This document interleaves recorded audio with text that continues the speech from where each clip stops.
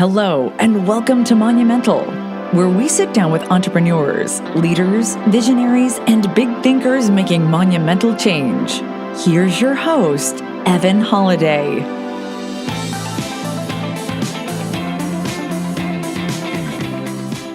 Welcome to Monumental. I'm your host, Evan Holliday, and today we have Mark Deutschmann, and he is the founder and CEO of Village Real Estate Services, where he and his team have sold thousands of homes over the last 2 decades with the simple message, or simple mission, to connect local communities and the people in them.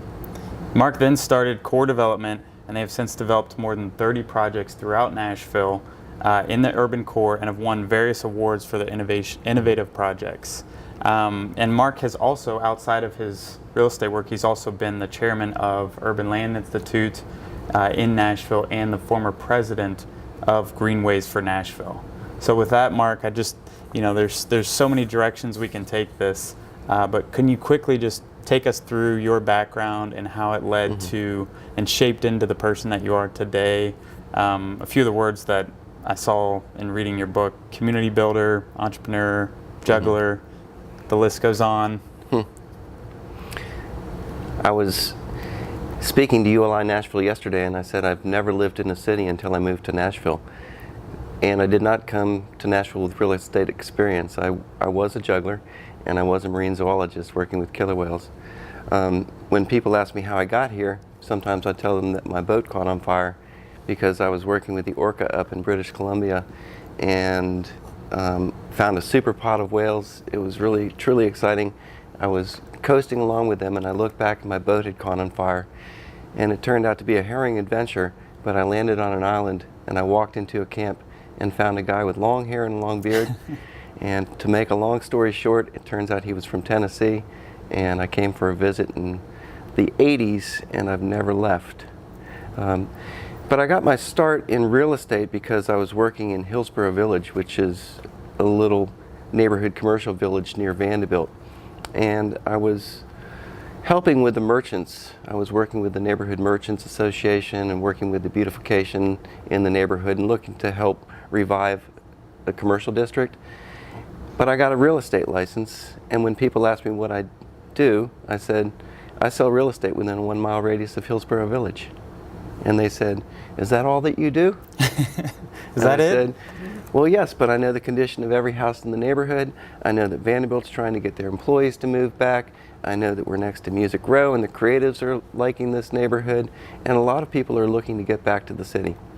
And so if you know anybody who wants to buy a house in Hillsborough Village, you let me know.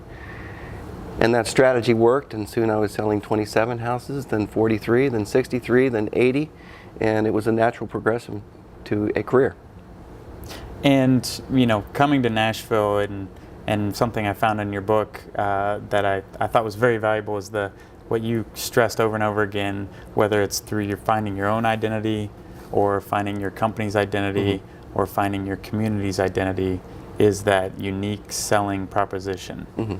So that was your 1-mile radius around Hillsborough Village. Correct. And then coincidentally, I was a juggler, and I was juggling and doing juggling gigs to make my living when I first moved here. So I do gigs for the music industry, I do corporate gigs, I did some TV advertising, and I would juggle at my open houses. I wore the suspenders and the Converse sneakers even to the GNAR events, the real estate events. Right.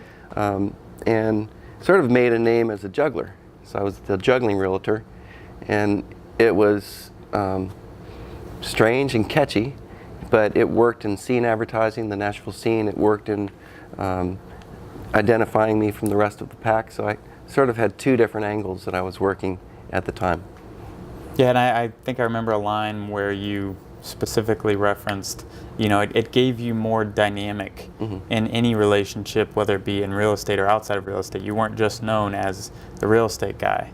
You were known as, a real person, and they could see you as a person instead of just a realtor. Yes, and the Nashville scene, when it started, I was one of the first advertisers, and I'd use that dynamic to separate myself from the pack again. And it led to being voted the best realtor in Nashville for like 9 consecutive years. Wow. So I didn't know that. It was just nobody else was doing it. I feel like if I had moved to San Francisco or Los Angeles or New York City, I would have gotten lost in the pack. But Nashville was at a particular place in its history where we had a downtown that had no housing. We had neighborhoods ringing Nashville that had seen their better days, and it really needed a neighborhood champion, and I could come in and fill that role. So what would be your advice to somebody that is getting started out in their career, maybe not exactly knowing the direction they want to go in, or trying to figure out how to differentiate themselves? I still think that an agent should figure out its unique selling proposition. Everybody comes to whatever they're doing with their own identity, and you can bring whoever you are to your business and you're going to be better served. So if you are skillful as maybe a school teacher, then maybe you bring some of that into the business. Or if you came from, we have a gentleman named Tony who came off oil platforms. He was a drilling guy, and he still sort of wears that hardened look and edge, but he's leveraged it to become a very successful agent in our company. That is amazing. And you know, I think the overarching theme of your book, 1 Mile Radius, and as well your unique selling proposition is that 1 mile radius, that building community right around a walkable center, creating different mixes, making it someplace that people can be proud of. Yeah, for me, 1 mile radius is geographic. It really does. I can think about working in Hillsborough Village, where I got my start. I also moved over to 12th Avenue South in the late 80s, and that street was nearly 50% vacant. It's hard to most believe of the now. business, I know it's a beautiful street, but it really was 50% vacant with lots of underutilized commercial buildings. And I had gotten permission from my former company to do some commercial sales, which was wonderful. And so I did a count of all the buildings on the street. There were 54 of them at the time, and started to identify who owned them. And then through the years, we created a strategy, which was sort of another 1 mile radius strategy, to try to find users for all those buildings. Because I was learning that walkability is key to a successful neighborhood. And if you could create neighborhood commercial districts and arts and the beginnings of our coffee shop craze here in Nashville, then people would be able to find community and they'd be attracted to those neighborhoods. And so over time, we were able to successfully rebrand the neighborhood. We called it 12 South Neighborhood Commercial District, and create what is a very viable community today.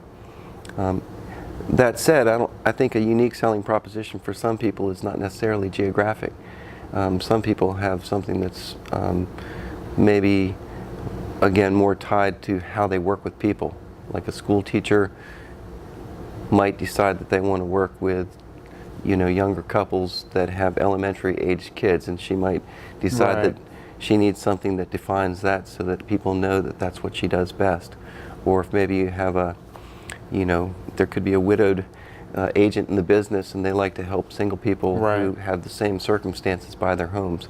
Again, they're just bringing what it is that they have experienced in their own lives to the business and doing what's best for other people from their own experience. Yeah, and finding that niche, and owning that niche, and making sure you're visibly clear on where you're going. And I think what you were talking about with 12 South brings up a good point. Like you said, you looked at all the commercial property owners, you developed a strategy to go, for the future of 12 South. You rebranded it. You're not just doing one thing at a time. You're stepping back and saying, okay, well, if we really want this to be successful, we need to plan for success. Yes, and success means partnerships. We worked with a lot of different constituencies to make that happen. So we worked with the MDHA, the Metropolitan Housing Development Authority. We worked with Sunnyside Neighbors, which was an older neighborhood group that had history in the neighborhood.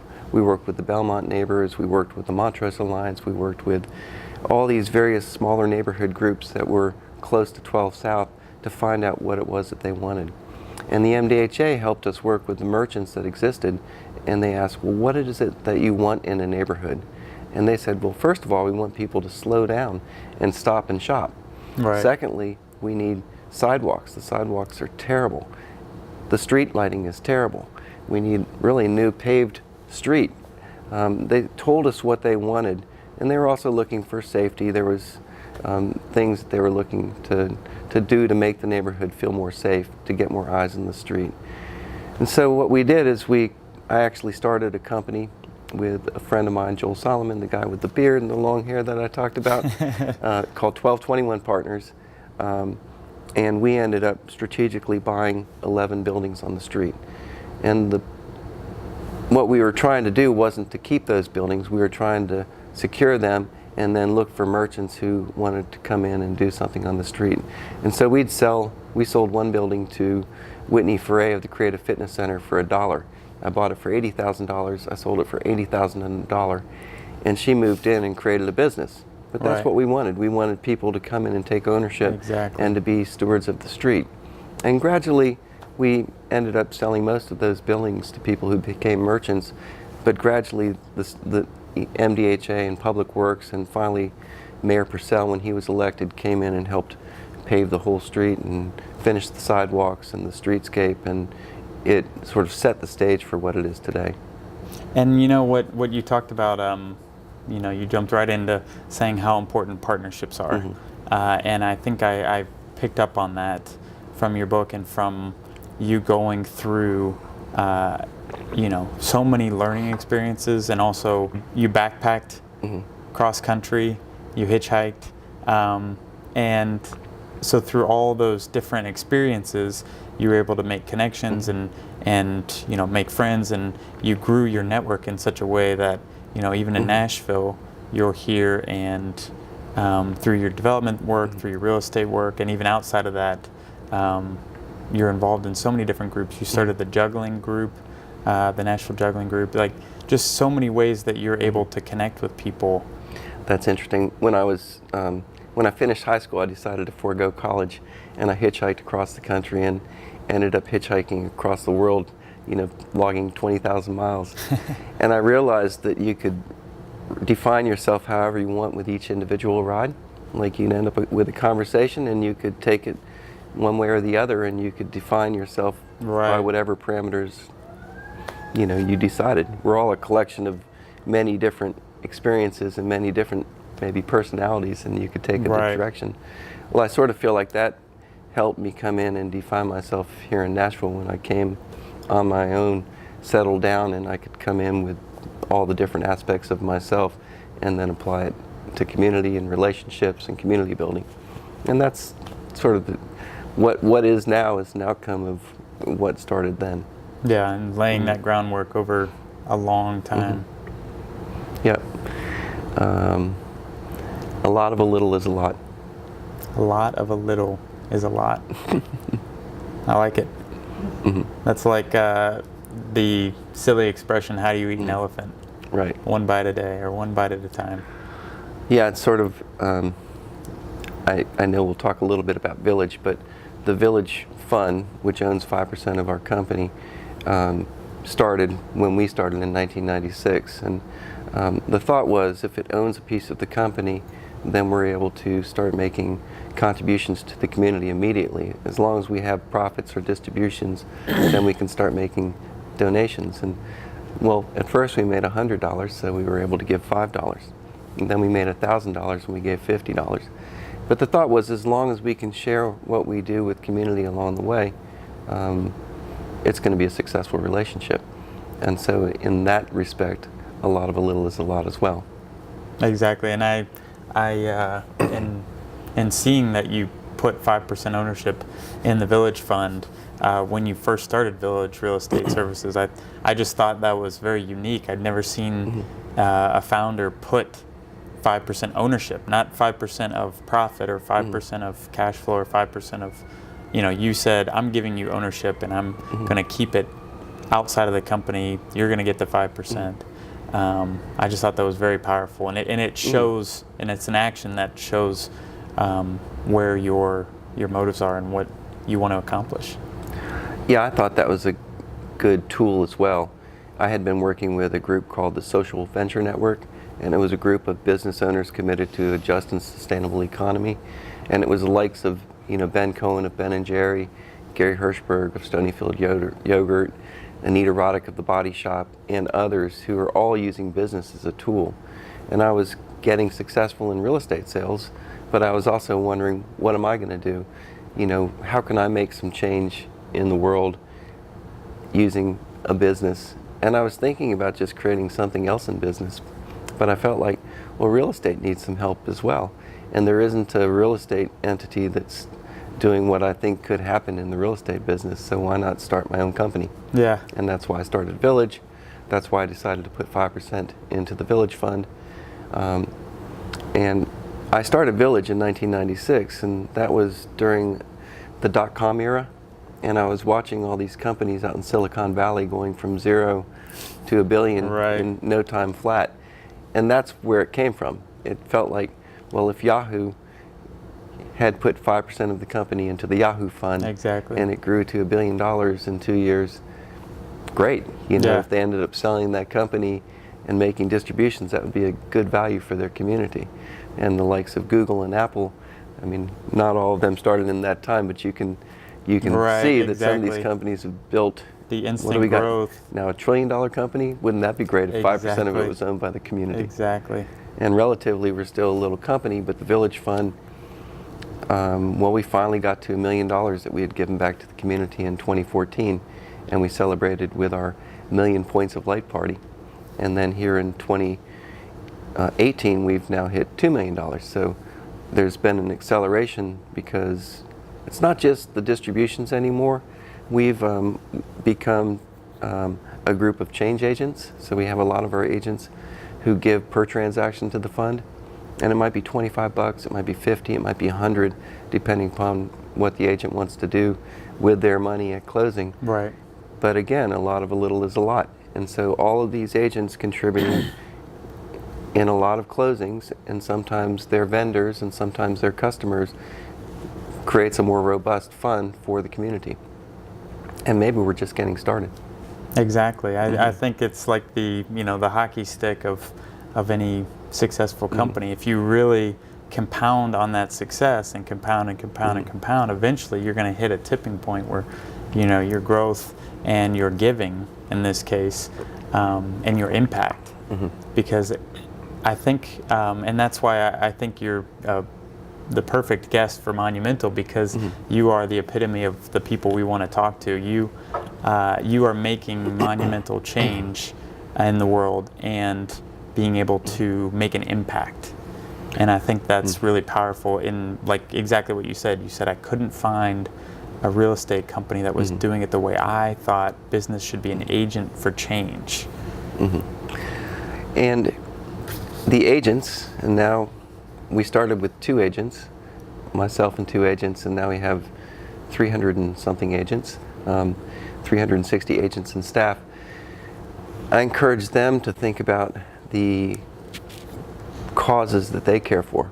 And so we give to homes, neighborhoods, and communities through the Village Fund. So we look for ways to serve the community with urban arts, youth enrichment programs, affordable living, the things that make a good urban core. And so we've given to hundreds of organizations. This year alone, I think we've given to 138 different organizations. And so they become our community partners. But some of our agents are more closely tied to particular causes. So we have an agent named Megan, and she got involved with a company called Rebuilding Nashville Together, which is retrofitting houses for seniors to help them age in place. And now she's on the board of that company, and now we're looking to really partner up with that organization to do some more good work. And she and the executive director of that organization are bringing it back to Village. Of course, we'll give more money and we'll care more about it if we have a change agent who's the face of the organization that cares. Exactly. So I like people to find their cause too. Essentially we say find your place, but find your place within Village, find your place within the nonprofit community or nonprofit partners, and go make a difference where you feel compelled to do so. And one other thing that I personally want to learn from in your journey is you talked a lot about your spiritual and mindfulness growth and the different groups you're in, the Social Ventures Network.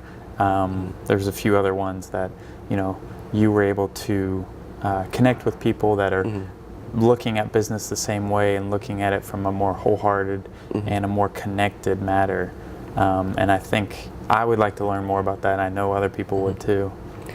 Well, we'll have to send you up to Social Venture Institute up on Cortez Island at Hollyhock, which is, I now think of Hollyhock as my adult university. So I went and worked with Social Venture Network, and an offshoot was the Social Venture Institute. And they do programming for a younger group of entrepreneurs, and they sort of teach them the connection of spirit and business and community. And every year up at Hollyhock, maybe 90 or 120 different entrepreneurs get together and do a week up there, and there's so much good that happens. I had gone through a program previously called Spirit and Business, and that was the precursor to Social Venture Institute, and I was one of the early entrepreneurs that went through the program, and they came in just after I started Village and filmed our company in Nashville, Tennessee, probably around 2000, and I was taking groups through the Worthen Lofts and showing them different dilapidated old buildings downtown, and they filmed it all, so it's sort of a legacy film of the early days in Nashville. I was just back there a couple of weeks ago, back at Hollyhock, which is still a great adult learning university. Where is Hollyhock? Hollyhock is in British Columbia. Okay. It's maybe 100 miles north of Vancouver in a beautiful idyllic setting in a magical place, and it's just perfect for personal growth. That's great. And then a quick aside, you had mentioned that you got to introduce Dr. Wayne Dyer at an event, and it was funny because as I was going through your book, I was thinking, it reminded me, your spiritual growth reminded me of things that I'd read in Wayne Dyer's biographies and his books. And then I read the next line, and it's like, oh, he introduced him at an event. And that Dr. Wayne Dyer means a lot to me because he meant a lot to my mom. And I had just so happened to be reading that book when she was at a bad point, and she was going through terminal cancer and ended up passing away shortly thereafter. But it was amazing to see that connection where I saw the connection of Wayne Dyer, and then you mentioned Wayne Dyer, and it's just funny how things work. Glad to have that connection. That's very interesting. Yeah. That was, Hollyhock had done a series of conferences with celebrity authors called Body and Soul, and we did conferences in Seattle, Portland, and San Francisco. And back then I was quite a good juggler, and I also used juggling as a metaphor for life, and so I could take a piece of work that Wayne Dyer was doing and create some juggling metaphor and use it. They called me a weaver, so I'd stand up and I'd weave a juggling tale in a way as an introduction for a celebrity author. And so I do recall the introduction of Wayne Dyer. He had some book that had the name 7 in it. I can't remember the name of the book. Okay. But I had 7 different points, and I started with 1 ball, then 2 balls, then 3 balls, then 4 balls, 5 balls, 6 balls, 7 balls. So I did a sort of a full-on 7-ball presentation to introduce him, and it was, I think, unique. That is amazing. So when you started Village Real Estate, you eventually hit a point where you wanted to get into development and add that as a component of your community building. Could you take us through that first development, the Worthen Lofts, and also, how you made that plunge? I know you'd mentioned you went from a sales and marketing background over to a development side, which can be very different, but it also could have been to your advantage. Yeah, I think I don't know that I consciously decided that I wanted to be a developer. I think what happened is that I was invited with a group of agents to come in and take a look at the Worther Mills Lofts, or the building that became the Worther Mills Lofts, because they were starting to think about creating lofts in Nashville. Right. We did not have them at the time. We weren't like New York City and some other places where lofts were prevalent, but people had been asking for lofts in our city for years. And so when I was asked to come in with a group of agents and to tell these potential developers what I thought about the project and could we sell them, we were fairly enthusiastic and said, yes, we can. But they didn't do it. And so, but I'd gotten sort of sparked. I wanted to see it done. And for whatever reason, I found myself in the center with relationships to MDHA, to the new mayor, Bill Purcell, to Nashville Civic Design Center, which was doing the plan of Nashville, and I could see that that neighborhood wanted to happen. And I was able to convince a bank to give me a loan for $6.5 million to do a first segment of a 400,000 square foot warehouse in a dilapidated old building with pigeons and dripping lead-based paint. We convinced them to give us some money. And you convinced yourself. We convinced ourselves. I mean, it was a process. I wasn't sure that I wanted to take that leap and risk everything I'd created to date, because it really was a risk. But they helped me with that. The bank said, well, we'll give you the money, but the only caveat is that you have to sell all of the units. And so we had to pre-sell all of the units, which meant finding all those potential loft buyers and bringing them together and having conversations and charrettes and convincing a lot of people with the sales background. And so it worked, and we were able to get those sales, and we got the money, and we developed the lofts. And then we did another phase of 27, then 36, then a big phase of 120, another phase of 98, and it's 352 residential lofts today.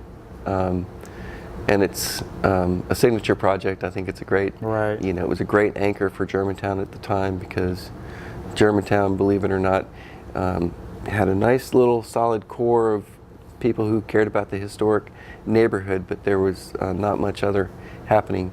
And so it started setting the stage for a redevelopment of another 1 mile radius. Yeah, and that's where Jeanette and I live today. Oh, wow. We call it home, and we love Germantown. So I think that you're right, that started the spark for that neighborhood. Now it's a beautiful place, and everybody wants to live there. Probably one of the most walkable neighborhoods in the city at this point. Exactly. Yeah, that 1 mile radius really did grow out from that catalytic development. Not only out, it's all the way to the river at this point. Right. It's come back in with the new sound stadium. You know, it's like it's come back in and filled out the Bicentennial Mall, and the whole neighborhood is filling in back to the city, which is what we're experiencing now throughout our city. Very different than the early 90s. Yeah, and that brings up a good point, is when being in development myself, and also just seeing the growth of our cities, do you see ways that cities and community leaders, community builders can address gentrification and just making sure that people are wanting to move back to the core, which is also in turn pushing out families that can't necessarily afford these new developments. So how can we as community builders address that? Yeah, it's fascinating, because we didn't think about that conversation 30 years ago. I mean, it was really about trying to re-inhabit neighborhoods. Yep. A lot of the houses in this neighborhood and 12 South and Germantown were boarded up, and you had a lot of absentee landlords that weren't taking care of the properties, and affordability was not an issue. It was just livability and trying to get people to take some ownership. But people are moving back into cities throughout the world. I think I hear that 2.5 billion people will move back to cities in the next 20 years or so, which creates affordability issues. And it's happening throughout the United States, but more prevalently in some of, like Nashville's really experiencing it, but a lot of other cities are experiencing it too. And some cities that aren't yet like Nashville will experience it. So there are lessons to be learned. There's lessons to be learned from what's happened here. There's lessons to be learned from other cities that are experiencing the same. I think we really need to think about, the gentrification issues and, maybe affordable living issues and workforce housing issues trying to get in front of it. And so I'm sure you and I are both thinking about that today, Right. about what we can do best in our next steps. And what is I know this has come up in other cities, it's come up in Nashville. What are your thoughts on inclusionary zoning? I think it has to be well thought. Inclusionary zoning is a great idea in some ways, but if you don't do it thoughtfully, then you can actually cause development to stop. Hinder, right. And also you have to worry about people who have already decided to create a development. If you just lay down a mandatory exclusionary zoning Right. and tell them that they have to do something that they didn't plan for, that project may no longer be viable. Right. What I do think that we can do is that as you start thinking about transit stops and even trail-oriented development stops, if you look at places where you're upzoning and maybe creating more valuable for the landowner, you should be able to upzone and create inclusionary zoning mandate that actually enhances the value of the community for everybody. Right. And so that's when I think it's really appropriate, and there's lots of opportunities to do that here in Nashville if we can figure out the formula. And also, I forgot to mention for our listeners, inclusionary zoning is when a government or a metro government requires affordable units or requires some part of the development to be affordable in some form or fashion. Yeah, I served on the mayor's task force for affordability and transportation recently as the ULI chairman, and there were a lot of conversations about we called it affordable living. So we were looking at the Charlotte corridor, for instance, and we were looking at various transit nodes along Charlotte, and we were looking at what happens if you actually have mass transit and transit stops. How do you think about zoning and affordability and affordable living and affordable locations for merchants, and how do you think about that surrounding neighborhood, and what can you do to keep those values from rising so quickly that you're forcing out the neighborhoods? And there were some great suggestions that came from all parties that were documented and sent to the mayor's office, and I think it's there for conversations as we think about, I mean, even though we didn't pass the big transit referendum, we still have a transit issue. Right. And we'll start looking at corridors, perhaps the Dickerson Road corridor, which will then have transit stops, which will then have affordable living conversations and possibly transit-oriented development upzoning, and we'll have to actually implement what we're talking about. Yeah, and I think segueing into your talk yesterday, the ULI event, where I got the opportunity to hear you talk about greenways and transit-oriented development, and also what you called T-squared development, TOD squared development. T-squared OD. T-squared OD. Yep. There we go. I served as the president of Greenways for Nashville for 6.5 years and have been involved with Greenways, as we've built out a greenway system in our city, which includes 88 miles of paved trails and 225 paved primitive and park trails. But we've increasingly started to look at the urban core and to use greenways as connection and greenways as transit, and thinking about active mobility and multimodal opportunities. Other cities are ahead of us. Charlotte they're putting in their Cross Charlotte Trail, and they're looking at what happens when you put a trail in an underutilized neighborhood, maybe.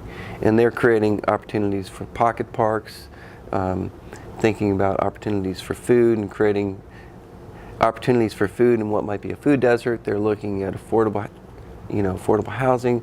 They're looking at retail and how retail is now starting to orient towards the trails. And the panel that we had yesterday was called More Than a Trail. And we brought in somebody from the Cultural Trail of Indianapolis who's doing developments along that trail, and somebody from the Minnesota Midway, talking about what happens when you build these trails. Well, they become bike highways for one. Exactly. They become meccas for development, and they create opportunities for merchants to actually orient towards the trail. And they cause property values to rise significantly, which can be great for some people, but it might not be great for everybody. And so from our perspective, we want to think about our urban trail system, which is not yet really happening. We're starting to build a 22-mile loop around the city called the City Central Greenway. It will have some spokes that will come into the city, one being a rail and trail line coming in from one city at Charlotte all the way down to our farmers market in the Bicentennial Mall. And we have to think about what we want to do with those trail-oriented development opportunities. And then what do we do when those trails cross corridors? If a trail crosses a corridor at the right place, it probably means that you might have transit-oriented development and trail-oriented development at the same time. And that's where you get T squared OD. It's like transit-oriented development on steroids. The perfect development. Yep, the perfect development. I love it. We're talking about the fairgrounds quite a bit right now in Nashville. Right. And we have a fairgrounds which has about 120 acres. It's been a site for a racetrack. It's been a site for the flea market. It's been a site for the state fair for 100 years. It's got a creek running through it. It's got a nice Browns Creek running through it, which will be part of our trail system. Well, they're putting in a 47-acre park right now. They've convinced the fairgrounds that this floodplain will never get developed, and it's all flat, and they're laying down 8 surface soccer fields on Nolensville corridor, which is really our new immigrant community mecca. You've got Kurds and Hispanic and other cultures that love soccer, and to create a soccer park is just amazing for that community. Yeah. And it's got the first makings of the Browns Creek Greenway, which will eventually connect all the way down to downtown. Well, now we're talking about Major League Soccer and putting a soccer stadium in, keeping the racetrack, obviously keeping the fair park, and then recreating an exhibition hall for the flea markets. Well, wouldn't it be good if you have multimodal opportunities for people to get there? Not just transit on Nolensville corridor, not just people driving and parking their cars, but maybe getting there with bikes from 12 South, or bikes from Rolling Mill Hill downtown, or bikes from the Gulch, because they're all going to be connected, and it's going to be better for the whole community if people can access and have many other options. opportunities. That's right. For transportation and getting from point A to point B and enjoying that ride. Yeah, I mean, walkability is key to a healthy city, and it turns out bikeability is really key as well. It seems, and what we're seeing is that if Nashville or other cities start connecting the dots, creating greenways and then complete streets on corridors, and creating places for people to move safely as pedestrians and bikers, people will become pedestrians and bikers. If you develop for cars, you're going to have more cars. If you develop for bikes and pedestrians, you're going to have more bikes and pedestrians. I said it yesterday, I said, if you develop for people, you're going to get more peds, pedestrians and peddlers. If you develop for cars, you're going to need more meds, because you're going to harden the arteries of your corridors, and you're going to get stressed because your commutes are over an hour long, and you're just not going to be happy, and you're going to need to eat some meds. So. And the crowd loved it yesterday. They did. And you know, that brings us to another thing. I mean, your company, Village, your core development, your involvement in groups and furthering community building in Nashville is phenomenal. You have an amazing track record. You've accomplished a lot. Like, what at this point keeps you going? I mean, right now, building the urban greenway system, I'm a champion for the cause. I want to see it happen. To me, it's a legacy opportunity. We're about to go out with a major fundraising campaign where we, it's expensive to build these urban greenways. It's more expensive than building them in suburban or along creeks out in the suburbs. You've got infrastructure needs. You need to build pocket parks along the way. You need to think really in an intelligent way about how they get built. And this is going to be something that's going to be there for our kids and our grandkids and their kids, because when what's laid down stays down. This will be part of the corridor, the bike and pedestrian friendly corridor that we're going to lay down in the city that will stay for generations.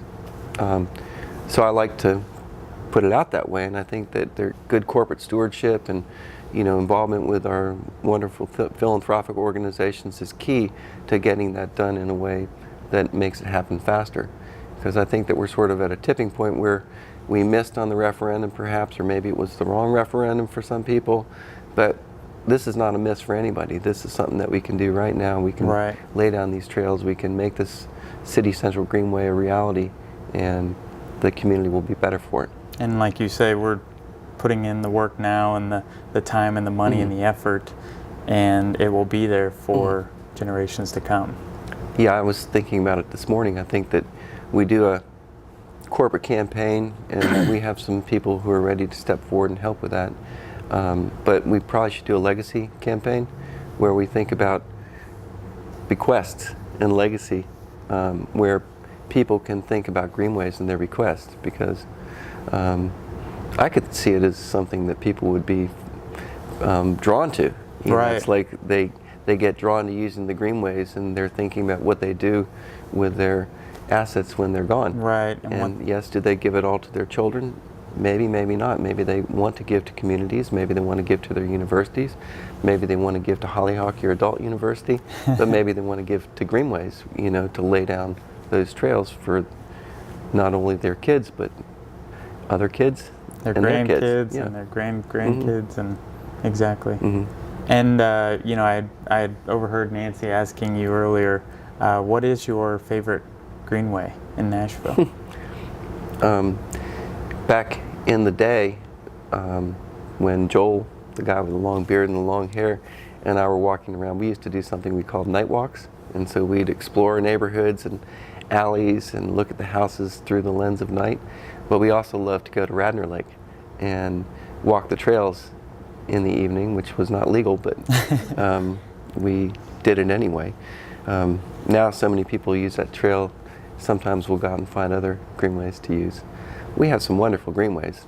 I'm really loving the Stones River Greenway right now, because I was so involved in helping put together that major park system in the northeast, and now it can run all the way down from the Percy Priest Dam all the way down to the pedestrian bridge, crossing over the Cumberland River into Shelby Bottoms, which is another wonderful greenway, down all the way to the Shelby Street Bridge, or the John Siegenthaler pedestrian bridge. Richland Creek is wonderful too. You know, it's a great greenway in a neighborhood that's going to continually get more connected. It's great for a nice loop.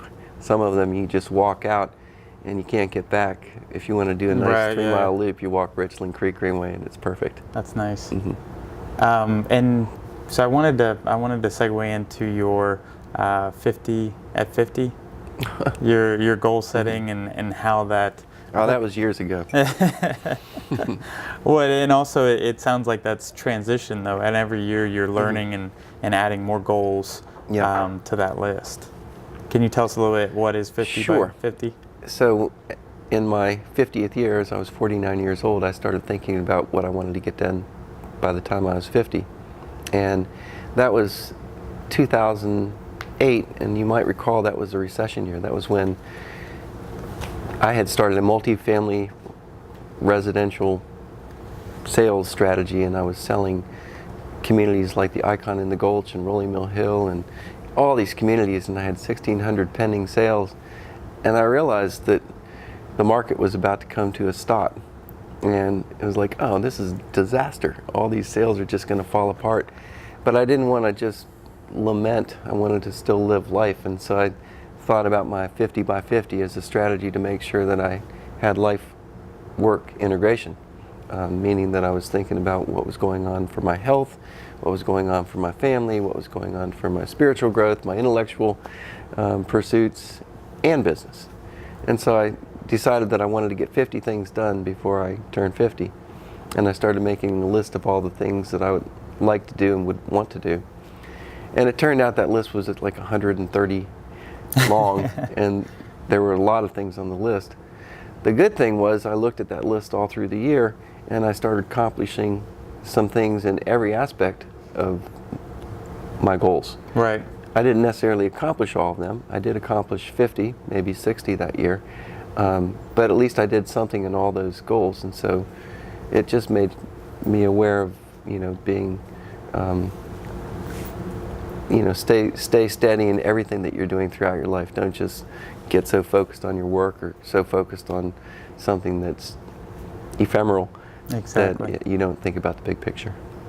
And I mean, there were some pretty amazing things on that list. Could you share one or two things that are on your current list that are unique or interesting or just a little outside the box for you? Unique and interesting. I still like to juggle, so I make sure that I have juggling on the list to make sure, I'm a 5-ball juggler now. And I don't do the knives or the danger items anymore, but I want to keep up my chops because I think that it's good for, that left brain, right brain thing. It's good for my coordination. It keeps me going a little bit. But I also have some goals to do, to go into a deep trench in a submarine. So I've been putting that on my list every year. I haven't quite done it yet, but I'm still hoping to do that. So I have things that I put on the list every year that are on my life list that I hope to get done. I always do a little scuba diving. I like to river kayak, so I always like to challenge myself to hit 5 rivers and make sure that I keep my rolls in, and there's a whole bunch of things. But, then also I want to raise millions of dollars for Greenways. And I want to create a successful spring convention because we're hosting the spring convention for the Urban Land Institute this year. And I want to make sure that our company health is there. And I have goals for my wife because she's writing a book right now and I want her to finish her book. So I want to give her the space and the support that I can to make sure she does that. My daughter's going to divinity school. I want to make sure that I give her the support and so she gets her goals done. So it's not just me, it's me thinking about the community and what I can help do to steward the community. And I think that's something that a lot of us look up to is someone like yourself that can be able to look at the big picture and look at all different aspects of life that you want to better yourself and better those around you, all at the same time. Well, I want to jump into our monumental questions. And so these are monumental questions. Uh-oh. These are just short questions. So first one is, what does success mean to you? Work-life integration. I think having a cause beyond yourself and making sure that you're doing something for the bigger community. I like that. Do you have a morning ritual or a daily habit that contributes to a good day? Yep. Every day I walk 5 miles. For 5 years, one of my goals is to walk 1,800 miles a year, and so I just do it every day. Wow. A lot of a little is a lot. Exactly. And that's sort of my thing, as you elder, and I think it's a good idea to elder early in some ways. You start letting go of some of the things that you did in your youth. I do not race down ski slopes anymore. I do not do I don't juggle knives anymore. I don't do fire. I don't do a lot of things that I used to do. Right. Because you have to let some things go. But walking is good for everybody. Yeah. And it just goes in hand with walkable neighborhoods and walkability on greenways. It's something that I can do. In fact, I have something called Duck Out with Deutschmann, where one of my agents can book a time with me to take a walk and talk, or one of my staff. And it's a great way for me to connect with people, and it's just a unique thing that comes along with walking. That's pretty awesome. I've read other books of leaders that have done similar things where they're walking and talking and walking and thinking and walking and creating creates that I don't know, that perfect combination. Yeah, it seems. I like it because you're not sitting and having a face-to-face at lunch. You're walking side by side, and you're walking at the same pace. You're pacing each other. You're deciding which way to turn, and it's a great way to hear what people are doing, what they're needing, perhaps, but also a great way to create and vision and dream and be in that moment. Night walking's got its own. Night walking does it in the darkness, and so it opens up another channel. That's great. So what is your favorite book or book you're currently reading? I just finished a book which I really enjoyed called, Solving for Happiness. It was by a guy who is with Google X, or Google, he's like an executive at Google who does these space launches, he's thinking about all these things that are maybe impossible to achieve, and so he's an engineering guy. He had a reason to write a book. His son had died and he was trying to figure out happiness, and so he actually engineered his formula for solving for happiness, and I thought it was really fascinating. That's amazing. Well, Mark, I really enjoyed our time today. I had a blast with you. How can people reach out to you or follow you? Well, let's see. OneMileRadius.com, I believe, is the best way to reach me if you'd like to get a copy of my book or to sign up for a Twitter feed or a blog or LinkedIn. I like to link in with people. It's a nice way to connect. So all that can probably be found through OneMileRadius.com, or you can email me at markd@villagetn.com. Well, thank you very much, Mark. Thank you. You're juggling two like this, where you can just throw one up like that, and so. Man. Okay. Nice. Hey. Putting this in, and you're really just doing them at the same time. Pretend there's another ball in there. And do you do it daily? Whoop, whoop.